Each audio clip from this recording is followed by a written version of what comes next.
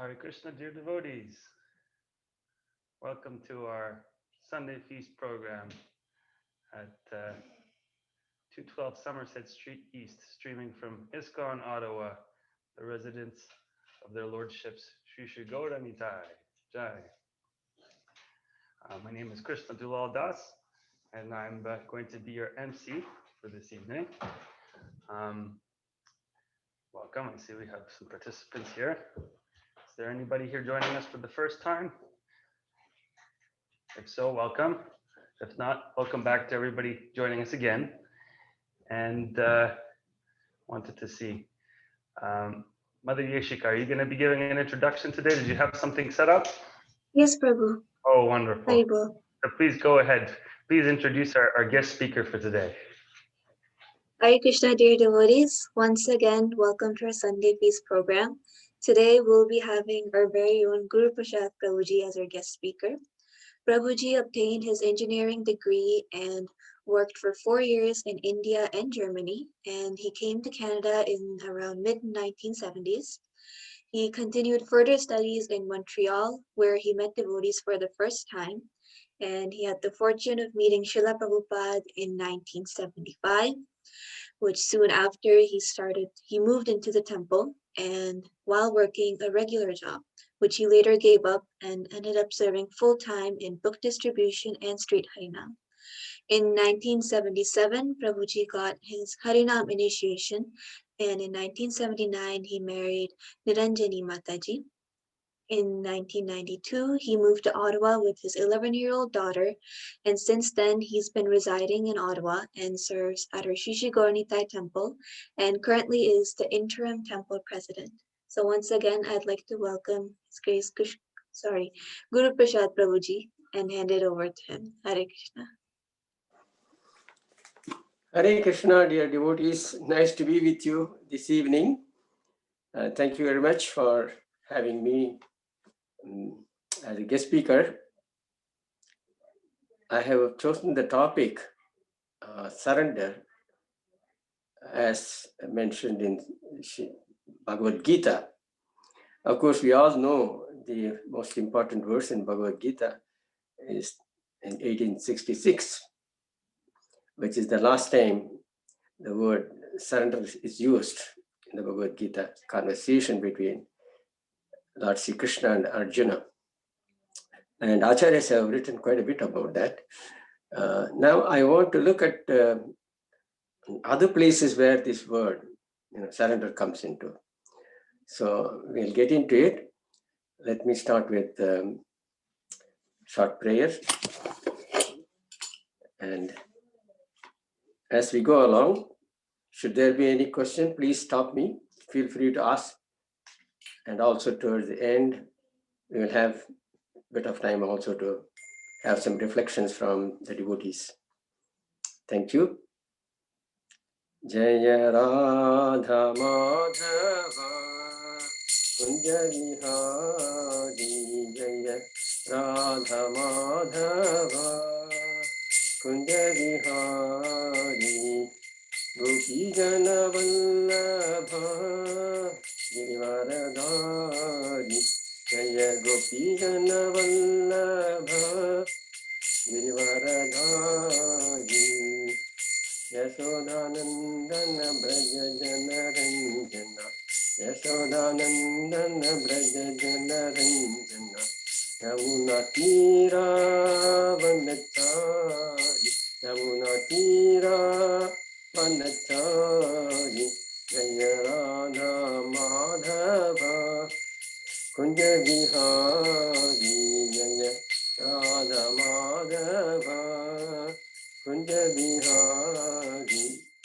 Gopi Jana Vallabha Girivaradhari Jaya Gopi Jana Vallabha Girivaradhari Yashodanandana Braja Jana Ranjana Yashodanandana Braja Jana Ranjana Yamuna Tira Vanachari Yamuna Tira Vanachari Hare Krishna Krishna Krishna Hare Hare, Hare Rama Rama Rama Hare Hare, Hare Krishna Krishna Krishna Hare Hare, Hare Rama Rama Rama Hare Hare, Hare Krishna Krishna Krishna Hare Hare, Hare Ram Ram Ram Hare Hare, Hare Krishna Krishna Krishna Hare Hare, Hare Ram Ram Ram Hare Hare, Hare Krishna Krishna Krishna Hare Hare, Hare Ram Ram Ram Hare Hare, Hare Krishna Krishna Krishna Hare Hare, Hare Ram Ram Ram Hare Hare, Jaya Gaura Nitai Jaya Gaura Nitai, Jaya Gaura Nitai, Jaya Gaura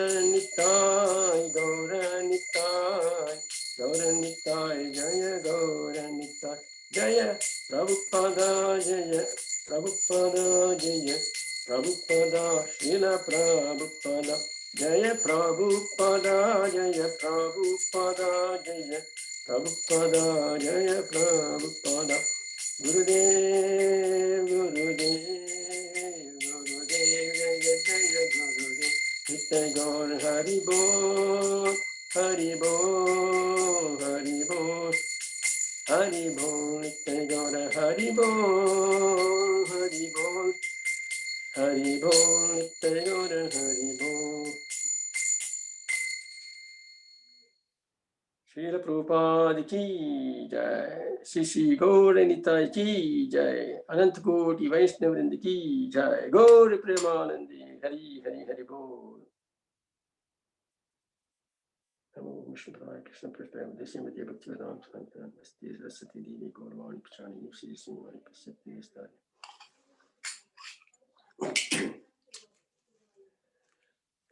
Let's first understand the meaning of the word surrender. It has a different meaning as well. For many of the common English terms have different meaning as well. So we are going to talk about surrender in the context of devotion service. In the worldly sense, surrender means, as you know, when there has been two kingdoms in the past, or two factions of society, or nations when they are at war, eventually one party wins, the other party loses, and then they have to surrender. So that means they submit themselves to the party which wins. So for them to rule over the ancient, between the kings, that was the way. Of course, modern warfare is completely different. Surrender also means to, in the context of devotional service, to give up idea of something. In Bhagavad Gita, Krishna says, give up the results of your work. Okay, that is one way to understand surrender. And another way is to submit oneself, like a disciple submit himself to the instructions of the spiritual master. So he learns in submission. So that requires actually humility. And without humility, it is difficult to learn. If someone thinks that he already knows something, and there's not much chance for him to learn further. And ultimately, the surrender means entirely, give oneself up to the will of the Lord. So that is the surrender which is spoken in the text 1866. Let's quickly look at the text 1866, and then we'll also look through other texts in the Bhagavad Gita where this term surrender comes. In Sanskrit language, there are two terms which used in the Bhagavad Gita. One is sharanam, okay, so that we will see that. Also, another word is called prapadya or prapanna, okay. So 1866, the text reads, Sarva Dharman Parityajya Mamekam Sharanam Vraja. Sharanam. Okay, that's the one. Aham Tvam Sarvabhabhyebhyo Mokshisami Mamasuchaha. So the translation is, abandon all varieties of religion and just surrender unto me. I will deliver you from all sinful reactions. Do not fear. So this is the assurance that Krishna gives to Arjuna. Okay. Now, the purport, okay, Prabhupada explains. So the Lord, can you please make it a little bit longer, bigger? The Lord has described various kinds of knowledge and process of religion. Knowledge of the Supreme Brahman, knowledge of the Super Soul, knowledge of the different types of orders and statuses of social life, knowledge of the renounced order of life, knowledge of non-attachment, sense and mind control, meditation, etc. I want to highlight a point is all varieties of religion does not refer to other faiths. The Bhagavad Gita was spoken over 5,000 years ago. So at that time, only Sanatana Dharma was there. Other faiths or other processes known by the founder of that particular Buddhism or Christianity or Islam. So they are based on the teachings of one great person. But Sanatana Dharma is different. So at that time, religion was basically various religious processes. That's what actually is implied here. That's what Prabhupada also elaborates here. So Krishna described many different the types of religion. So as previously mentioned, different types of process like meditation and understanding the Supreme Brahman through process of Jnana Yoga or through Ashtanga Yoga process, understanding the Super Soul as Paramatma, etc. But Krishna now, in summarizing Bhagavad Gita, the Lord says that Arjuna should give up all the processes that have been explained to him in the previous 17 chapters, even part of 18th chapter as well. And he should simply surrender to Krishna. That surrender will save him from all kinds of sinful reaction, for the Lord personally promises to protect him. So Prabhupada says that it is double assurance given. First of all, Krishna says, I shall deliver you from all sinful reactions. That one. And he re-emphasizes saying that do not fear. Then let's go back to the first time the words, surrender comes into Bhagavad Gita. That is actually in chapter 2, text 7. So the chapter 2, text 7, the translation says, Arjuna is telling Krishna, now I am confused about my duty and have lost all composure because of miserly weakness. In this condition, I am asking you to tell me for certain what is best for me. Now I am your disciple and a soul surrendered unto you. Please instruct me. Okay. Before getting to further in the purport, I want to also to look at the previous verse, which is actually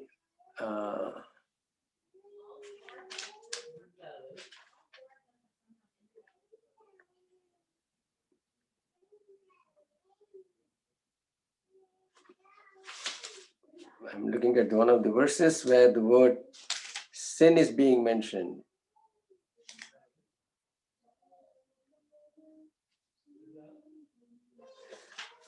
So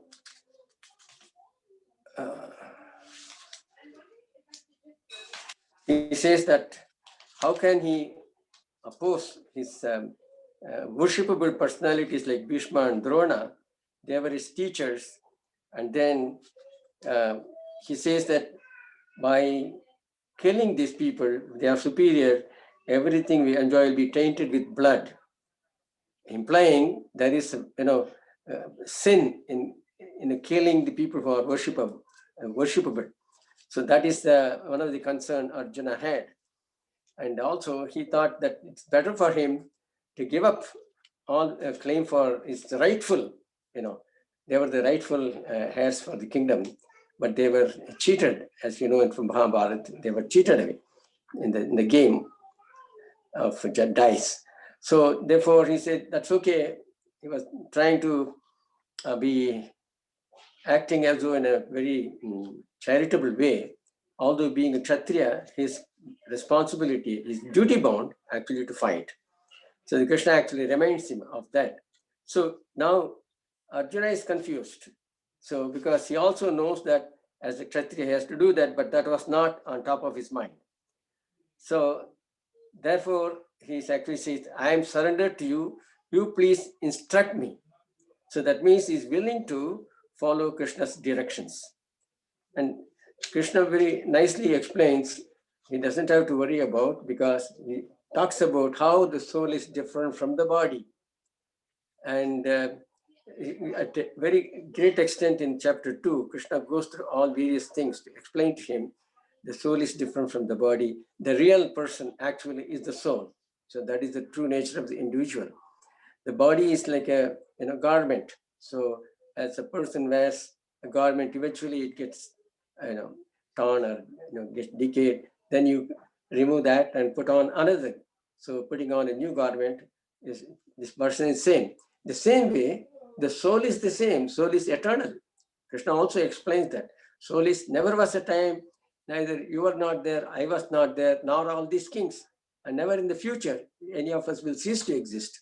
And Krishna mentions in the context that we are all being individual souls. The soul is eternal.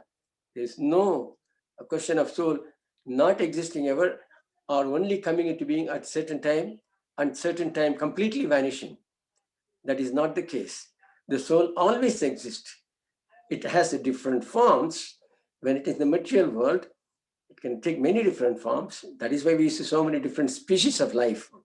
And in aquatics or birds and beasts and reptiles and insects, you name it. In fact, Srimad Bhagavad says there are 8,400,000 species of lives. So therefore, only the external body changes. And of course, the body being made of matter, it comes into existence, eventually it changes into different forms of the matter. But the soul passes on from one body to another till it reaches its true dwelling, which is the eternal abode of the Lord. So that is one of the reasons Srila Prabhupada always uses the term back home, back to Guardian. So however long we may hear in material world, we are not going to be satisfied, because we will keep changing the bodies, and every body is going to be subjected to material conditions. That is the biggest problem.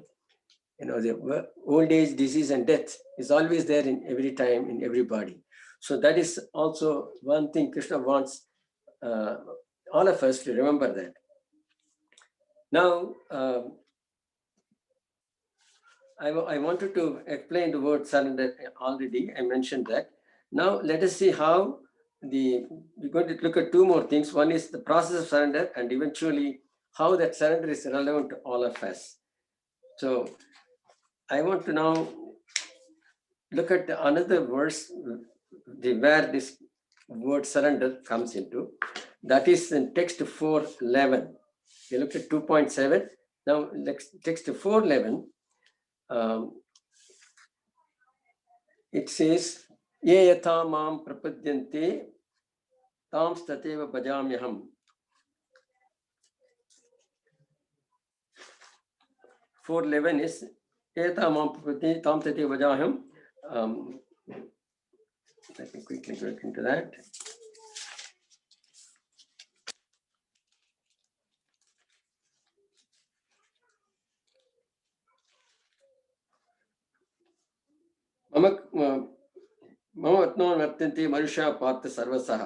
So Krishna says here, as all surrender unto me, I reward them accordingly.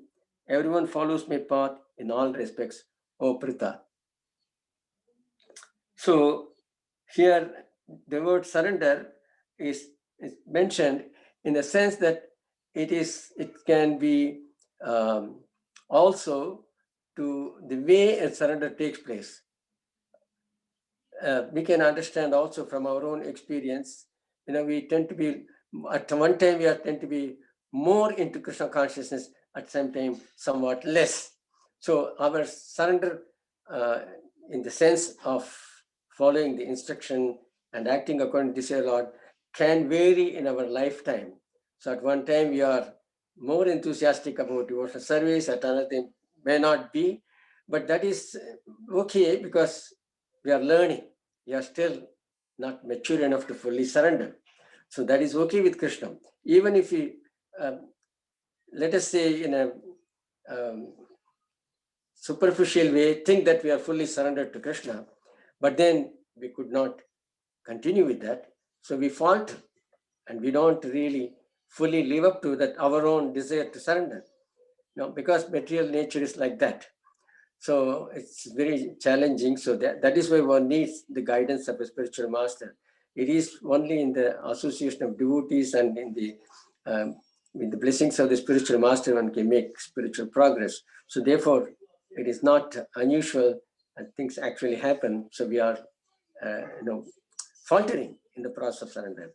But Krishna is so kind; he's still willing to give us so many times, so many different. Every time, he's only looking for us to make progress further. So he's not taking anything as inadmissible in the process of surrender. Everything is fine because he knows the material conditions like that. So also what to the extent and the way also a person surrenders. So Krishna will reciprocate in the same way. So for example, even in the process of self-realization, some people are interested to understand only the realizing oneself as the spirit soul without recognizing there is a supreme spirit, the supreme soul, Paramatma or Bhagavan. That is how the Lord is understood in three different ways: Brahman, Paramatma, and Bhagavan. So there are the different degrees of understanding the Supreme Personality of Godhead. So some people are only going up to the understanding the Supreme as a impersonal Brahman or the bright effulgence of the Lord, and that is enough for them. So they think that, yes, I am also part of that effulgence, so I would be interested in realizing only to that extent. So then that's fine. So Krishna then absorbed them because they are also trying very hard to give up a few things which are prerequisite for a surrender, that the feeling of I, me, mine. So this is a very strong bondage, typically called as false ego, of identifying ourselves, the material body, and whatever we survey, whatever we think we possess, and then we think we are the proprietor of that. So we claim the ownership. So, this is common in the material world. So in the material sense, these are all normal way of life. A person buys a property, of course, then he has a title for the property and he relishes and he lives in the property. Eventually he wants to move into another one. He sells his because he's a proprietorship. So in the day-to-day world, in the day-to-day life, it's okay. But when we want to fully situated in our true self, then these are encumbrances on the way. If we still hang on to material possessions, thinking this is mine, I'm the owner and this is for my enjoyment. So this kind of conditioning, this is the material conditioning. So that is actually a hindrance. So we will also look at how the modes of nature are actually affecting our progress. So therefore, a person, if he is going to understand the Supreme Lord, one is in impersonal aspect, Brahma Jyoti, then Krishna awards him that. So he eventually merges into the Brahma Jyoti effulgence. But if a person wants to follow the yoga process of achieving some siddhi. So siddhi means mystic powers. There are 8 different types of siddhis. The person is only following the spiritual path only to acquire these different siddhis. That's okay. Also, Krishna gives them opportunity to experience those siddhis, but eventually the person realizes it is not really fully satisfied. So he may give up that idea, then he may follow the process of devotional service when he has opportunity to meet with a pure devotee of the Lord. So by the grace of that devotee, he will pick it up and he will continue on that. Whereas there are true transcendentalists who know that who individually they are, and they know the source of everything. They understand there may be a source for all these things. So therefore, they follow the process of bhakti, the process of devotional service. So when they follow the process of devotional service, therefore Krishna actually reciprocates them, in a personal way.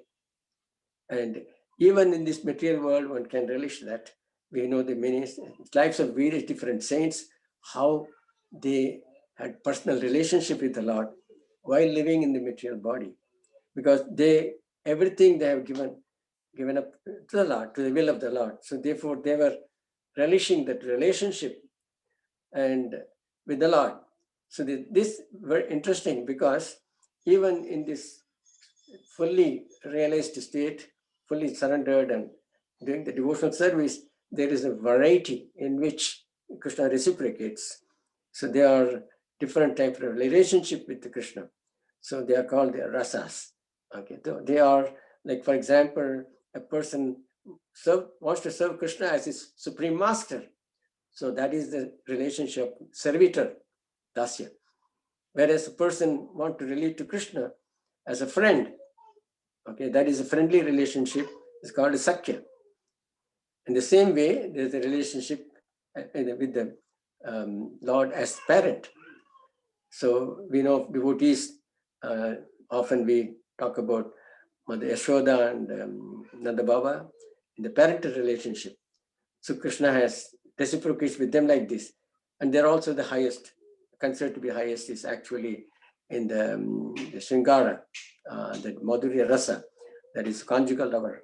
So that is the highest form of relationship, which only a few people who are in that kind of relationship with Krishna. Whereas being a servant, being a friend, is very possible for all living entities. However, it is said that the servitor relationship can be in many, many different also ways the service can be done to Krishna.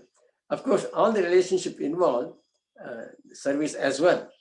So why that is the true definition of dharma. So dharma is something which is inherent in the spirit soul. And what is that something inherent in the spirit soul is love and service. So the moment we say love, so loving relationship, because with the Lord we primarily have loving relationship. So that means there is an aspect of service as well. So even in the material realm, between parents and children, and between siblings, and between husband and wife, there is a love. That love is not just only conceptual. It manifests in the form of service. So love means a service must be there. So without service, love has not much of meaning. So the service and love, they go together. So in the same way, in the spiritual relationship, it is even more, and it's actually eternal.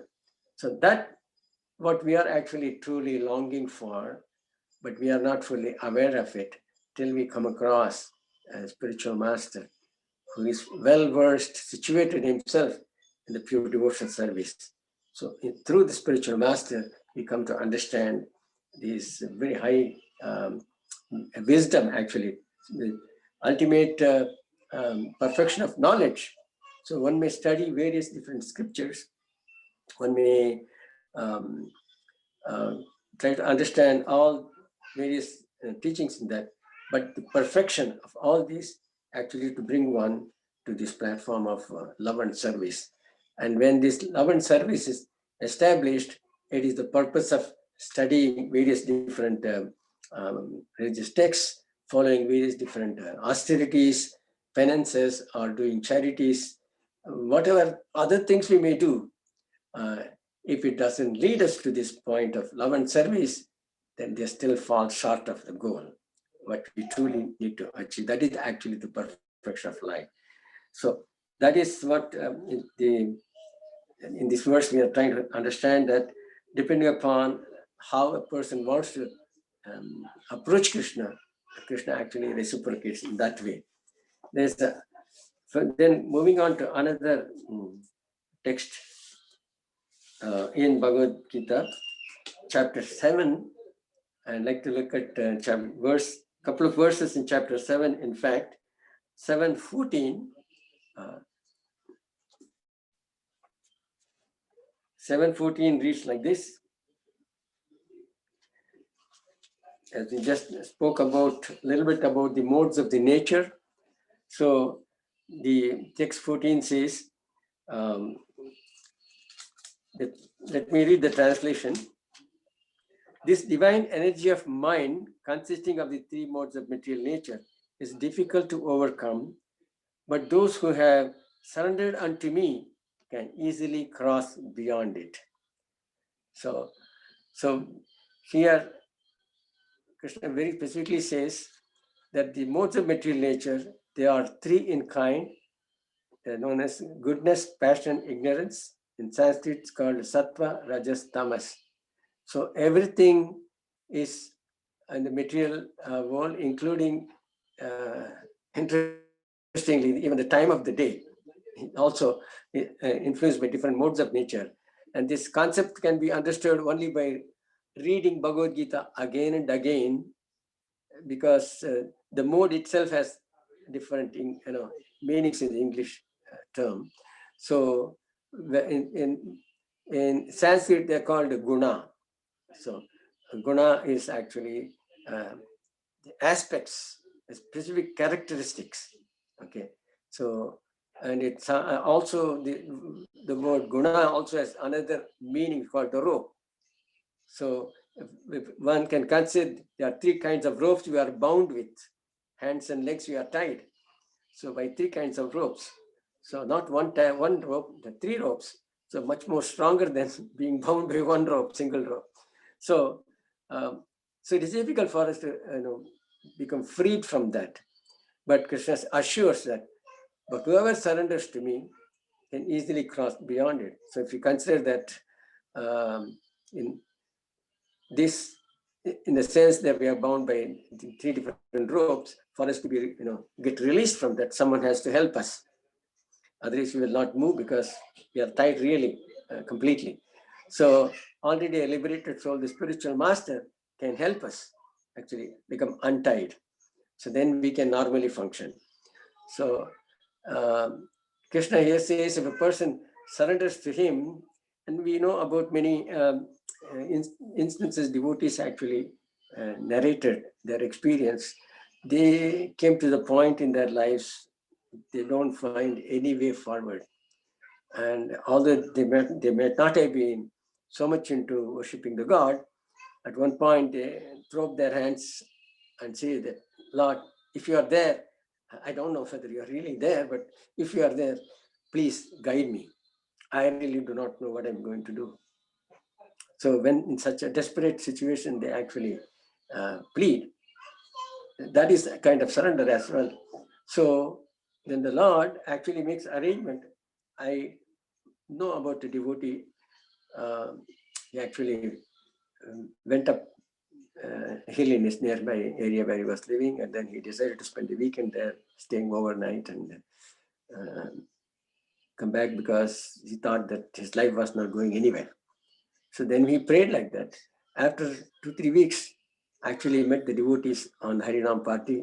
He picked up the Bhagavad Gita, the Practical magazine. And those days, the magazines were more often distributed than the books. So I'm talking about 40-45 years ago. Then he actually found where the devotees are residing in the town.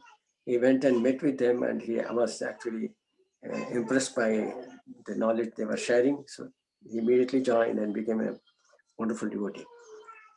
So this kind of surrender Krishna actually helps. He may not personally be present to us, but he will definitely make sure that somehow we move forward. So he arranges devotees to meet with this. When a sincere soul is looking for guidance, then through the devotee he gets to know more and more about the devotional service, about Bhagavad Gita, the Bhagavatam, and various different literature kindly provided by Srila Prabhupada to the entire world can benefit by that. So coming back to this point of how the modes of nature actually influencing. It is very, very difficult. We cannot do it on our own because it is an energy of the Lord. So it works under the direction of the Lord. So it is not, we are actually influenced by the modes of nature. We have no way, it's overpowering. Simple, even the elements, what we can do again, elements, we consider as a very advanced society, but what can we do against hurricanes or forest fires? We have a lot of difficulty in the areas where the big forest fire is there, or sometimes tsunami, So earthquake, to name, natural disasters, they are actually beyond our control. So even as a whole society, we can't do anything. So by the question of individually, we are getting over it. So all these things, I'm talking just about elements, but this modes of nature is influencing many things. There's a whole chapter dedicated to understand the modes of nature. So again, the word surrender here saying that when we seek guidance from the Lord, and that is in a very sincere way, as you mentioned to this devotee, that he didn't find any way. So he said, he didn't know what to do. So, on that moment, you really, there's no other thing to depend on, so you surrender. So if you have any reservation about surrender, it won't be, complete surrender. So therefore, there will be, Krishna still will reciprocate, but to the extent only. So when we are 100% looking for the guidance of our Lord, there will be 100% in reciprocation. So another verse I would like to look at the text number, the immediate very next text, 7:15. In the 7:15 text, it's surrender. Krishna mentioned in a different way that why people would not surrender to him, right? So we talk about people surrendering to him. Now there are people who would not surrender to him, and why they would not? Because it says, Krishna says, those miscreants who are grossly foolish, who are lowest among mankind, categorized in 4 different ways, whose knowledge is stolen by illusion, and who partake of the atheistic nature of demons, do not surrender unto me. So right there we can see the atheistic nature, that because they actually belittle even the idea of God. They don't think there is anything superior power. They think that they can do anything in whatever they desire they can do, which is not the fact. But they are, because they are bereft of knowledge. They are actually, the knowledge is stolen by illusion, right? So therefore, they simply don't care. This is actually because it is, as Prabhupada says, that actually, as Lord Krishna says, they are foolish, and they are lowest among mankind, and they don't have the knowledge, and then they are, atheistic nature, like the demons. So, so this is part of the reason is that thinking that he is the owner of everything what he serves. So he may be having some influence, some money, somehow he got it, but then he thinks that he is, the supreme, master of whatever he possesses. But that is not the case, because even great emperors have come down. So what to speak of, the influence of time. So, and one can definitely not avoid getting old. So the person becomes older, then he becomes, loses his grip. So therefore, he will not enjoy that kind of, status. He may have certain status within his own group, but eventually that will fade away. Okay, so we know of many great, kings or even emperors. So where are they now? Where is this influence? So those kind of people do not want to surrender because they don't even recognize. So there's the question of surrender. So whereas on the other hand, in the very next verse says that the number 16, the four kinds of pious men begin to render devotional service unto me. The distressed, the desire of wealth, the inquisitive, and he who is searching for knowledge of the absolute. So next verse, number 16. So the text reads, the four kinds of people, that is Chaturvija Bhajante Mam, Jana Sukritino Arjuna, Arto Jigyarti Artarti, Jnani Chabartashava. So the people who are distressed, so they actually take to, because they are pious, they have an idea of the Lord is there. So they may be, also be carried away by the modes of the nature, but within their mind, they know that Lord is there. So they don't deny the existence of the Lord. So they may be busy doing other things, but they don't outright deny the existence of the Lord. So they recognize the Lord is there. So therefore, they are ready to do any kind of devotional service towards some purpose. For example, to get relief from distress. So that's why the distressed, okay, someone very much afflicted by, his condition, maybe he's poor, maybe he doesn't get a job, maybe he's afflicted by some physical ailment. So he seeks relief. So he knows by praying to the Lord, so he will get some, relief from that. Or a person wants to desire of wealth. So he, utterly poor, he doesn't know how to make it living day to day. So hand to mouth existence. So he is looking for something to hold on to. So the Lord also provides. And people who are inquisitive to know about the Lord. Okay, I know, but I really do not know. I know the Lord is there, but I do not know how to approach him, how to understand what I'm supposed to do. And someone who is already established and who has the knowledge of the absolute, the Supreme Lord. So he is searching for that and he understands, the Lord is there. So four kind of people start rendering devotional service.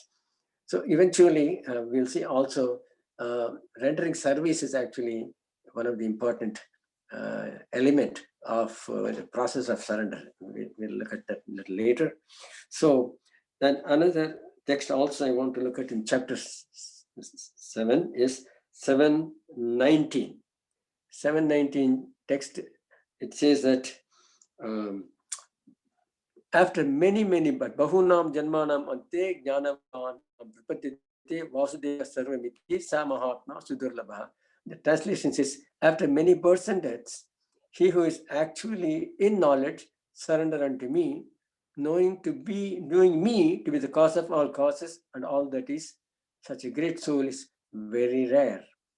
So what is important here is a person actually in knowledge. So let's quickly look into the purport. In the purport, Srila Prabhupada says, the living entity, while executing devotional service or transcendental rituals, after many births, may actually become situated in transcendental pure knowledge that the Supreme Personality of God is the ultimate goal of spiritual realization.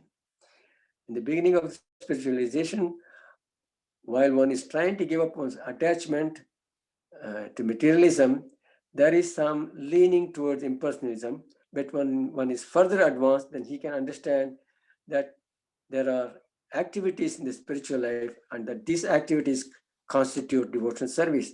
Realizing this, he becomes attached to the Supreme Personality of Godhead and surrenders to him. And at such a time, one can understand that the Lord, Krishna's mercy is everything, that he is the cause of all causes, and that this material manifestation is not independent from him. realizes that the material world to be a perverted reflection of the spiritual variegatedness, and realize that in everything there is actually relationship with the Supreme Lord Krishna.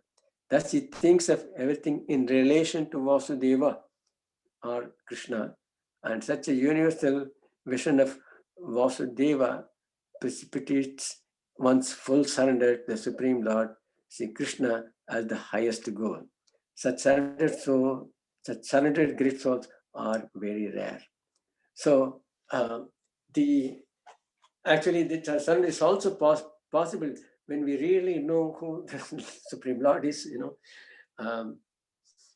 Often we may have a tendency to only to look at the picture or the deity form, and we appreciate that, but we also should know the deity form is the Supreme Lord himself, and who the Lord is actually.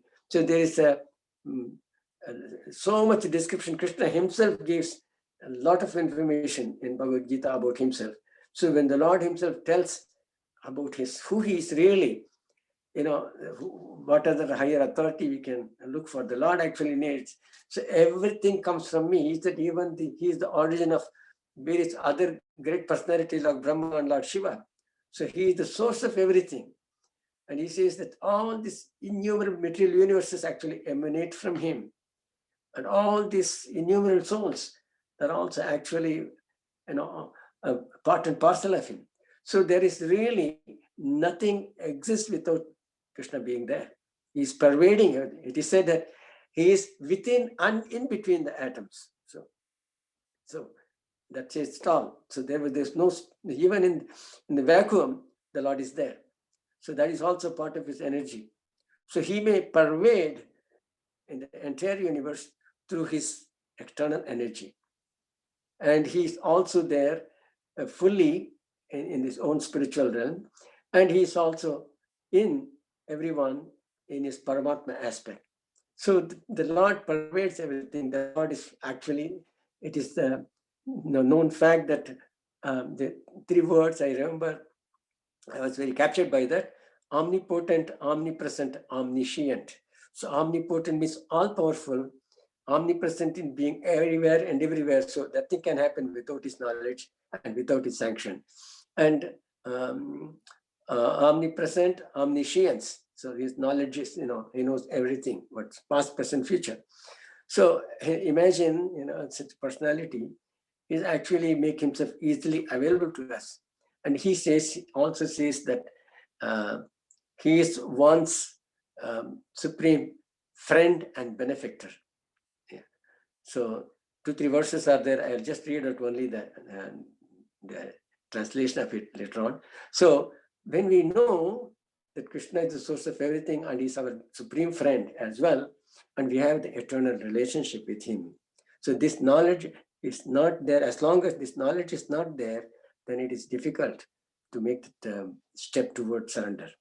So when we know that he's a supreme friend, is our supreme benefactor, he's waiting for us to re-establish that relationship. That eternal relationship is seemingly forgotten when we are under the modes of the nature, thinking ourselves to be the enjoyer, ourselves to be the proprietor. When those tendencies are there, so there's no opportunity for us to think otherwise, that the Lord is actually the true enjoyer, that he is actually the person with whom we should relate to him intimately, because that is our ultimate relationship is there in the spiritual sense. So asking for material benefits, okay for a little while, but we should go beyond that. We should actually try to understand. It is said that is possible. There is one verse from Chaitanya Charitamrita. It says, Nitya Siddha Krishna Prema Sadhya Kabunai Shravana Disutta Chitte Kari Udai.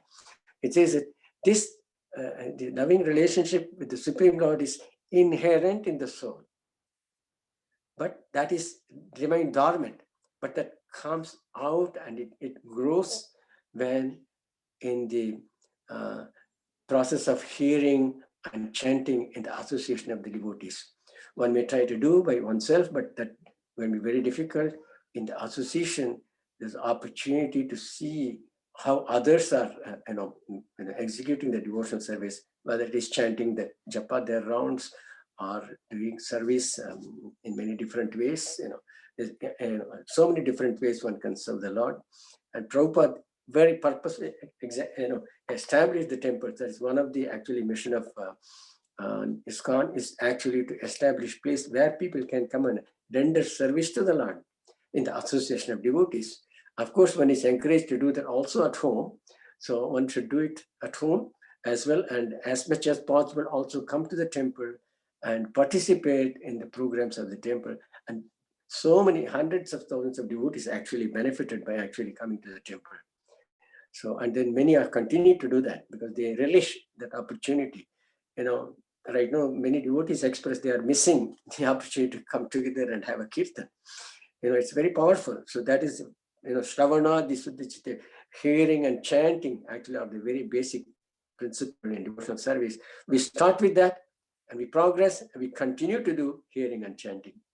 So it's not that it's going to stop any time, because you relish more and more when you start appreciating the transcendental sound vibration. And Krishna is manifesting himself in this transcendental sound vibration. It is said one way Krishna present in the Kali Yuga is through his holy names. So wherever there is an opportunity to chant, we should participate. So that is an important thing. So this knowledge is available when a person actually begins the process of devotional service by hearing and chanting. Now, I want to look at what is the process of surrender. So we looked at we begin with 1866 and we went back all the way to 2.7. The first time this word, surrender, Arjuna tells Krishna that I am no soul surrender unto you. So there is the word used called prapanna, that is another word for surrender. And then in the 1866, the last time the surrender is used is Sarvadharman Parityajya Mamekam Sharanam Vraja. So we saw these two and also saw many different ways this word surrender is being used. And now I'd like to quickly look into the process of surrender. Interestingly, it is explained in 15.5. And the purport Prabhupada very nicely explains in 15.5. So if you read that, the translation, let's read the translation and then go into the purport.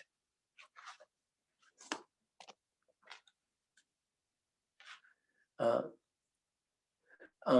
translation is, those who are free from false prestige, illusion, and false association, who understand the eternal, who are done with material lusts, who are freed from the dualities, happiness, and distress, and who, unbewildered, know how to surrender unto the Supreme Person, attain that eternal kingdom. Now, the purport Prabhupada very clearly states, the surrendering process is described here very nicely. What is the process of surrendering? The first qualification is that one should not be deluded by pride, because the contingent soul is puffed up, thinking himself the Lord of the material nature. It is very difficult for him to surrender unto the personality of Godhead. One should know by the cultivation of real knowledge that he is not the Lord of the material nature. The Supreme Personality of Godhead is the Lord. When one is free from delusion caused by pride, then he can begin the process of surrender. For one who is always expecting some honor in the material world, it is not possible to surrender to Supreme Person. Pride is due to illusion. For although one comes here, stays for a brief time, and then goes away, he has the foolish notion that he is the Lord of the world. He thus makes all things complicated and is always in trouble. And Prabhupada says the whole world moves under this impression. So people are considering the land, this earth, to belong to the human society, and they have divided the land under the false impression that they are the proprietors. One has to get out of this false notion.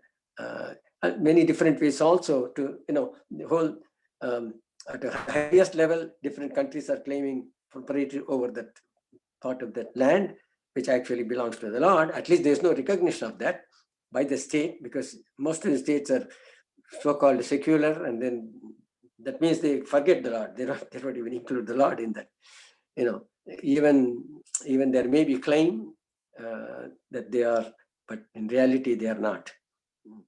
So when it also, the human society is the proprietor of the world. When one is freed from such a false notion, then it becomes free from all the false association, which may be familial, social, or national affections. It is important to know. Prabhupada is not minimizing the significance of family, but the family is there, family unit is there, but it is used only for one's own enjoyment, and that is false association. But the family unit, the individuals in the family, maybe husband, wife, and a few kids, maybe also other members of the family may be there, but they use that facility, that residence, to glorify the Lord. They actually do, some kind of process of worship, some kirtan. Every day there should be some kirtan must be going on, some recitation of some prayers, and to the extent possible, even with the picture, to offer incense, a flower, a fruit. And Krishna says in Bhagavad Gita that he's satisfied even with the offering of a little water, a flower, leaf, or a fruit, when it is offered with the devotion. So he actually accepts, because of the devotion, he accepts that. So the process of devotional service is inherent within the process of surrender. The surrender includes, so there's no question of surrender without devotional service, and without doing devotional service, there's no notion of surrender. So in that sense, they go hand in hand.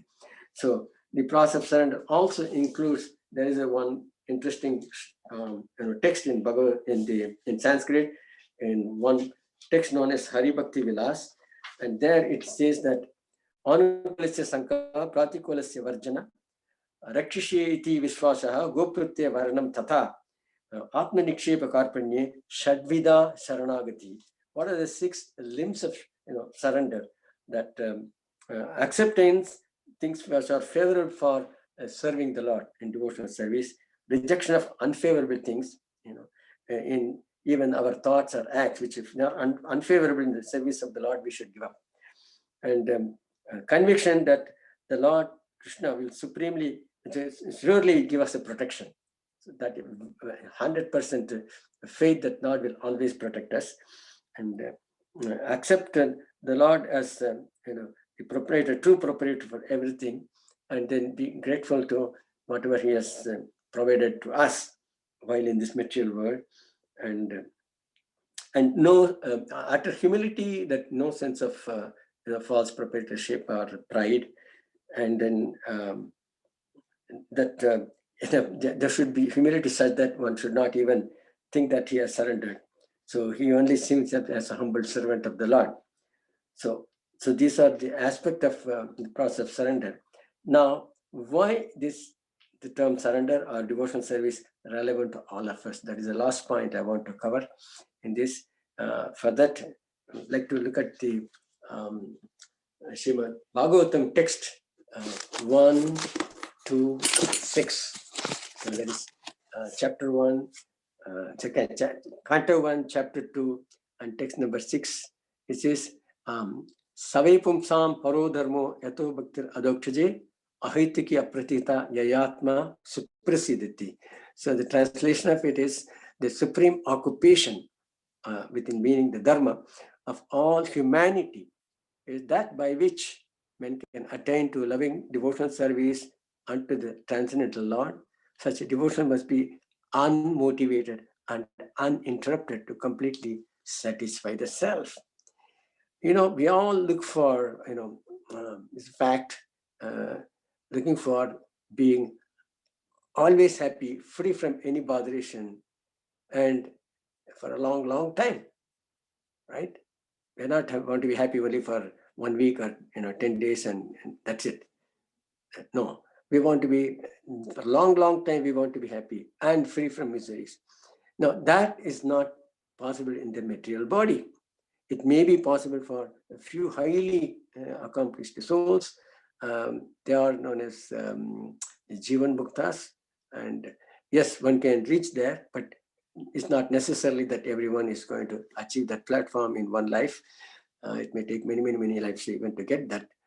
Okay, but the true, way when one can be there is through devotional service. When we take to devotional service in such a mood, and that we are able to do this unmotivated, that means there is no other result is expected of doing the devotional service. If we do with some expectation, that reward may be there, but we will not actually truly be involved in that loving service, because there is some expectation. So it must be free from that kind of expectation or motivation to do this. So unmotivated means that's what it is. No expectation of any result. Only love for the sake of loving, right? And service also for the sake of serving, nothing expecting anything in return, and uninterrupted. So when we are able to do that, then we will be truly, fully satisfied. That means because there's no more hankering or lamentation. The material life actually is a hanker for things which we don't have, and lament for things what we had but we lost for whatever reason. It could be even,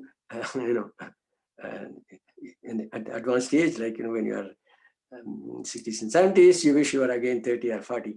So that youth and the vitality and vigor is lost, because that happens, that natural to material existence. So when we are free from that, we are truly interested in serving the Lord with love and service. That is actually the perfection of a human existence. So let me stop here. And I know that I already took most of the time, but should there be any one or two questions, I will be happy to address that.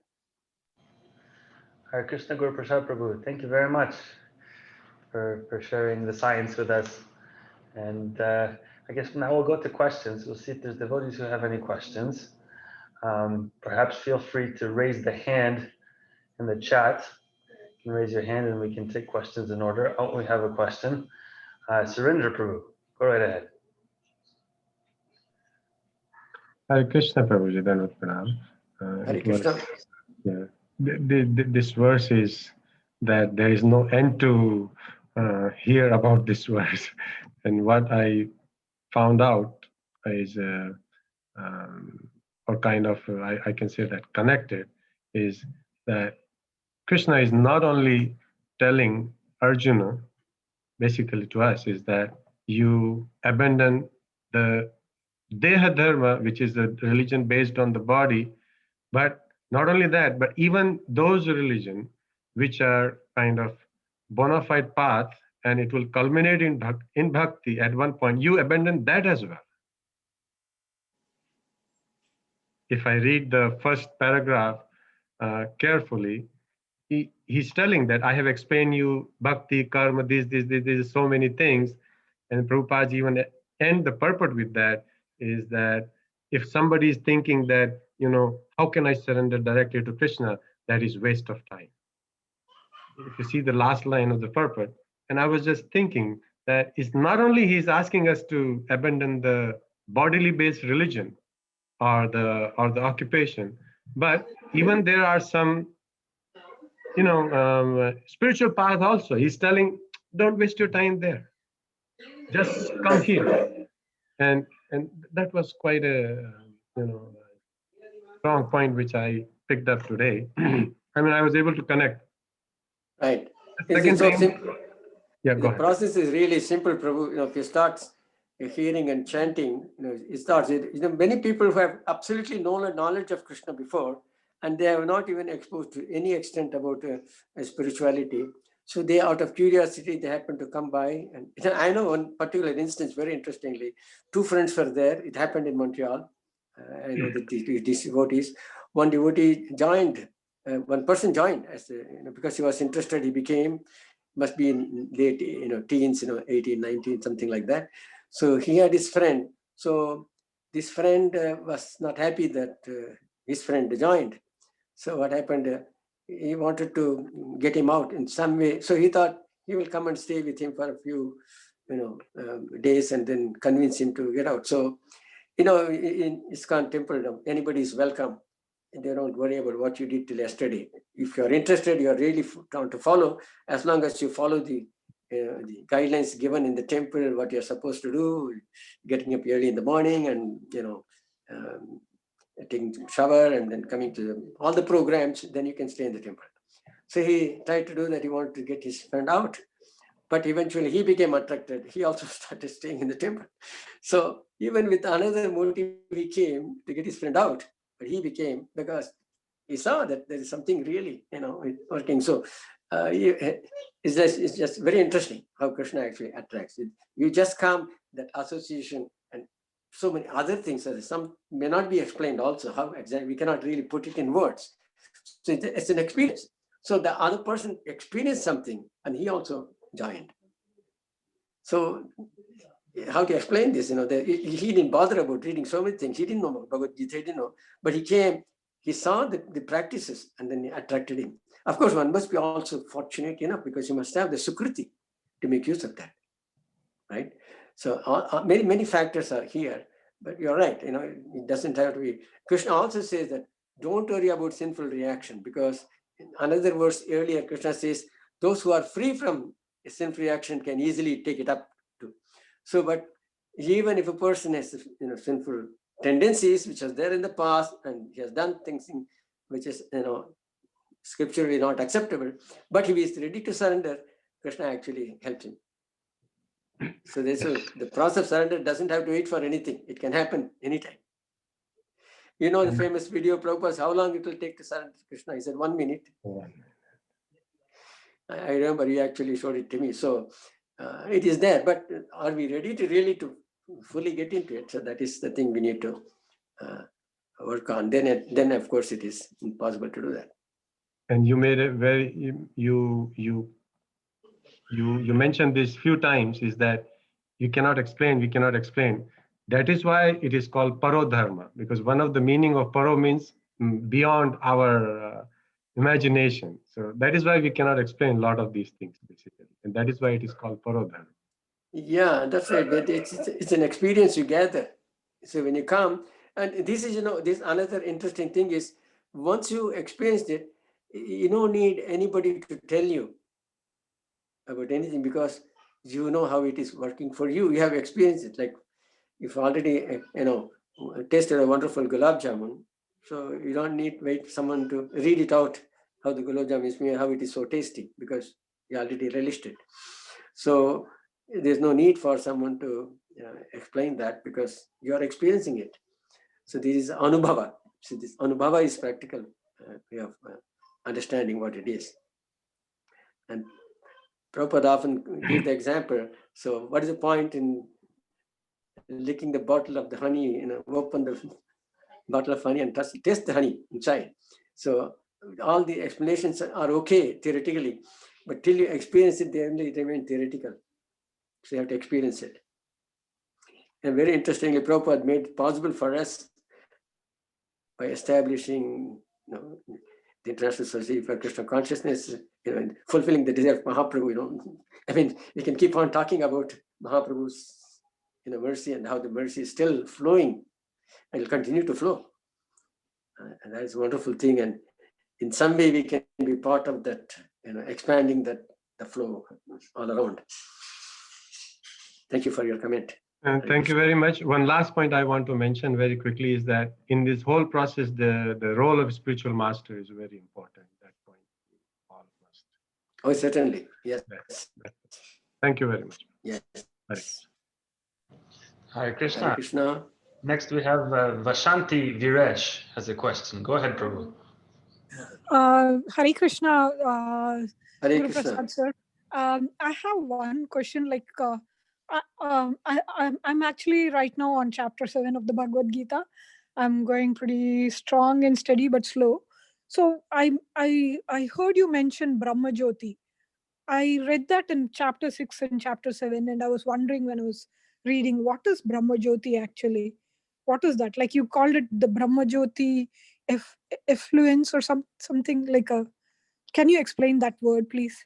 Yeah, and the Jyoti actually is one way of translating is effulgence.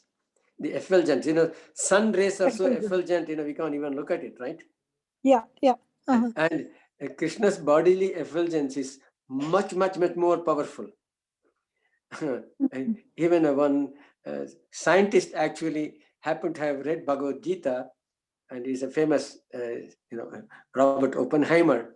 He was one of the members of the team which involved in making the first atomic explosion, controlled atomic explosion. Must have happened in the early 1940s. And that's why eventually an atomic bomb was prepared and they were dropped during the Second World War. So he actually, when he witnessed it far, far away, this, atomic explosion, and he remembered this verse. Krishna says his effulgence is, and he wrote that as a book called Bright and There, Thousands of Suns.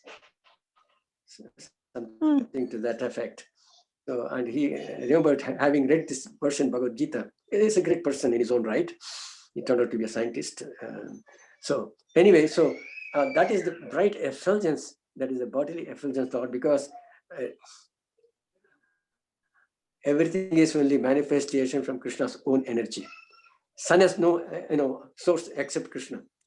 And in Bhagavad Gita, we'll see that how he actually says that sun, moon, stars, everything actually is his own energy.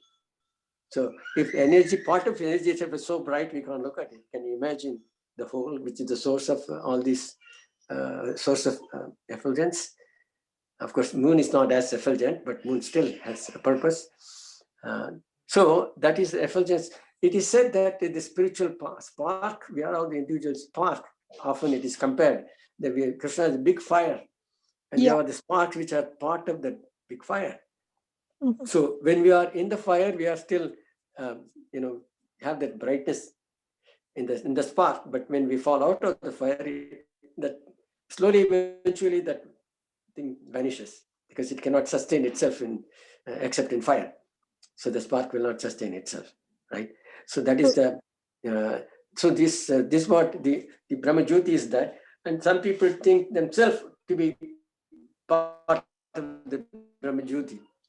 So they are called people who don't accept a personality for the Lord because they think it's a limitation on the Lord to give a form.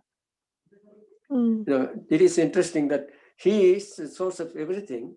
So he does, Krishna very often asserts, and the saints have actually also confirmed and experienced Krishna's presence.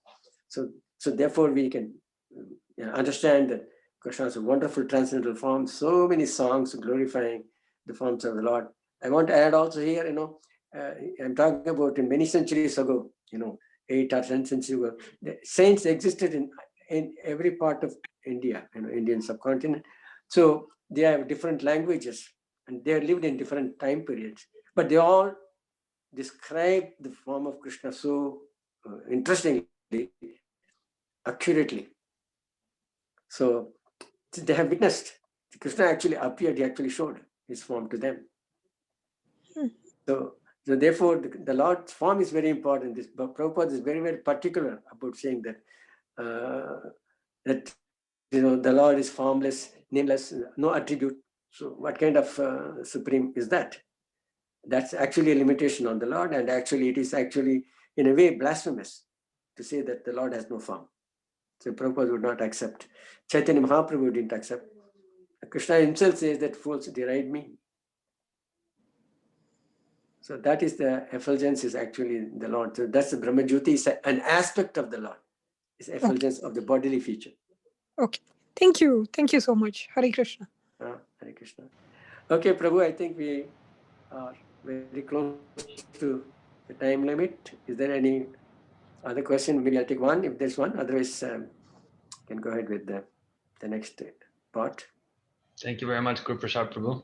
So we'll just see. I don't think we have any more questions at this point. And so moving on to the next part of the program is speaking about forms and formlessness. And we have the good fortune of having the form of Sri Sri Gaur Nitai here at our temple. And that's the amazing thing, actually. At first we mentioned that, yes, it's so nice because we have a guest speaker by the name of Guruprasad Prabhu joining us today. But in fact, that's just a joke because Guruprasad Prabhu is our resident speaker. He's very much within our community. But due to this, I guess, this wonderful blessing of Zoom, we can have devotees who are so far away, right? But yet it feels like they're right next to us. So we're getting the association. Same goes with our deities, our temple, one another. We can have this, like Guruprasad Prabhu was mentioning, this opportunity to have the association, to make some spiritual advancement together.